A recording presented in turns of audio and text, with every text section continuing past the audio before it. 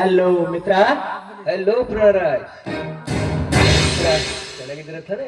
ಹಾ, ತುಂಬಾನೇ ಕ್ಷಮ.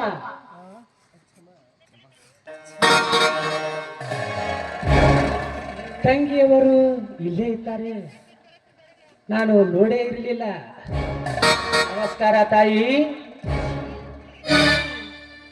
ನಮಸ್ಕಾರ ಅಣ್ಣ, ಚೆನ್ನಾಗಿದ್ದೀರಾ ಅಣ್ಣ? ಕುಶಲವೇ ಕ್ಷೇಮವೇ ಅಣ್ಣ? ಕ್ಷೇಮ, ತುಂಬಾನೇ ಕ್ಷೇಮ.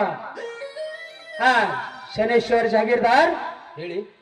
ನಿಮಗೀಗೊಂದು ಖುಷ್ ಖಬರಿ ಇದೆ. ಖುಷ್ ಖಬರ್ನ ಏನಂತ? ಹೈಕೋರ್ಟಿನಿಂದ ನಿಮಗೆ ಈಗ ಬೇಲು ಸಿಕ್ಕಿದೆ. ಈಗ ನೀವು ಯಾವ ಪೊಲೀಸರಿಗೂ ಹೆದರುವ ಅವಶ್ಯಕತೆವಿಲ್ಲ. ಹಕ್ಕಿಯಂತೆ ಆಕಾಶದಲ್ಲಿ ಹಾರಾಡಬಹುದು. ಈ ಕೆಲಸ ಮಾಡಲು ನಾನು ತುಂಬಾನೇ ಕಷ್ಟಪಟ್ಟಿದ್ದೀನಿ ಶನೇಶ್ವರ್.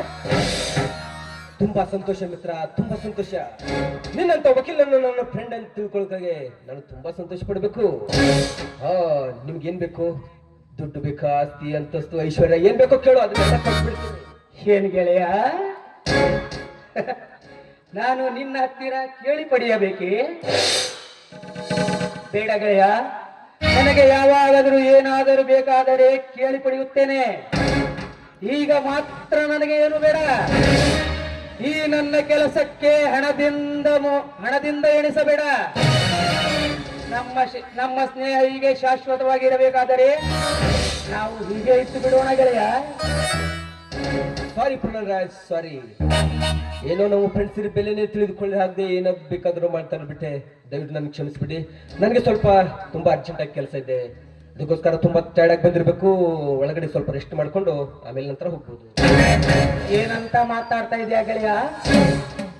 ನೀನು ಮನೆಯಲ್ಲಿ ಇರಲಿದ್ದ ಕಾಲದಲ್ಲಿ ನಾನು ಹೇಗೆ ವಿಶ್ರಾಂತಿ ಮಾಡಲಿ ಗೆಳೆಯ? ಜನರಾದರೂ ಏನೆಂದುಕೊಳ್ಳುತ್ತಾರೆ?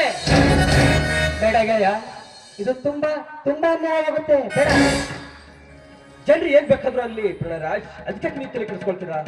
ನಾನು ಎಷ್ಟೊಂದು ವಿಶ್ವಾಸ ನಿಮ್ಮ ಮೇಲೆ ಇಟ್ಟಿದ್ದೇನೆ ಅಂದ್ಮೇಲೆ ಜನರು ಯಾವ ಲೆಕ್ಕ? ಹೇಳು ಮಾಯ. ಹೌದೌದು, ನೀವು ಹೋಗಿ ಬರೋವರೆಗೂ ಅಣ್ಣ ಇಲ್ಲೇ ಇದ್ದು ವಿಶ್ರಾಂತಿ ತೆಗೆದುಕೊಳ್ಳಿ. ತಂಗಿಯ ಮಾತು ಮೀರಲಿಕ್ಕೆ ಆಗುತ್ತದೆಯೇ ಗೆಳೆಯ? ಈ ಮಾತು ಮೀರಿ ನಡೆಯೋದಕ್ಕೆ ಸಾಧ್ಯನೇ ಇಲ್ವಲ್ಲ. ಸರಿ, ಚೆನ್ನಾಗಿ ಊಟ ಗೀಟ ಮಾಡಿಸು. ಓಕೆ ಓಕೆ, ನನ್ನ ಆಮೇಲೆ ಬರ್ತೀನಿ. ಬಾಯ್.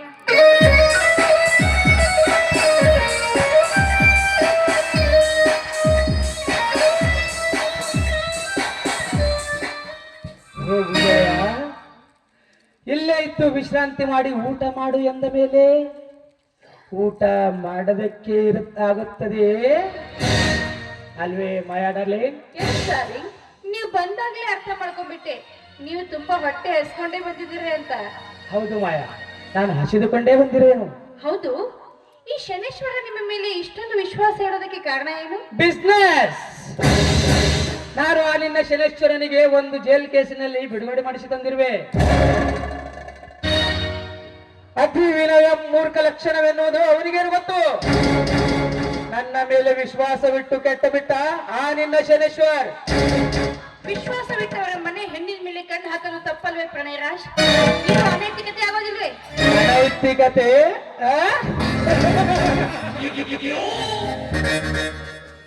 ಅನೈತಿಕತೆ? ಯಾವುದು ಅನೈತಿಕತೆ ಮಾಯ? ನೀನು ಸುಭಾಷಿನ ಹೆಂಡತಿ ಆಗಿರುವುದು ಅನೈತಿಕತೆ ಅಲ್ವಾ? ನನ್ನ ಶೇಡಿಗಾಗಿ ನಿನ್ನನ್ನು ಬೇರೆಯವರಿಗೆ ಕಟ್ಟಿದ ನಿನ್ನ ಶನೇಶ್ವರ್, ಅವನಿಗಾದರೂ ತಿಳಿಯಬೇಕಿತ್ತು ನಿನ್ನ ಶೀಲದ ಬೆಲೆ.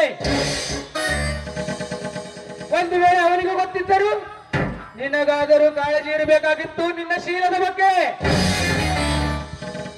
ಮಾಯ, ಇದು ಕಟ್ಟಿಗೆ ಇದ್ದಿಲು ಮಸಿಗೆ ಬುತ್ತಿ ಹೇಳಿದಂತಾಗುತ್ತದೆ ಮಾಯ. ನೀವು ತುಂಬಾ ಜಾಣರು ಡಾರ್ಲಿಂಗ್. ಹೌದು ಮಾಯ, ನಾನು ಬರೇ ಜಾಣನಲ್ಲ, ಮಾತಿನ ಚತುರವೂ ಕೂಡ. ನಿಮ್ಮಂತ ಹರಿಯದ ಹೆಂಗಸರ ಪಾಲಿಗೆ ಮನ್ಮಥ ರಾಜ, ಸುಖ ನೀಡುವ ರವಿ ತೇಜ. ನೋಡಿ, ಈ ವಿಷಯ ಮಾತ್ರ ಶನೇಶ್ವರಿಗೆ ಗೊತ್ತಾಗಬಾರದು. ಗೊತ್ತಾದ್ರೆ ನಮ್ ಪ್ರಾಣಿನ ತೆಗೆದ್ಬಿಡ್ತಾನೆ. ಹಾ, ಅದಕ್ಕಾಗಿ ನೀನೇನು ಹೆದರಬೇಕಾಗಿಲ್ಲ ಮಾಯ. ಈಗ ಶನೇಶ್ವರನ ಮೂಗುದಾರ ನನ್ನ ಕೈಯಲ್ಲಿದೆ.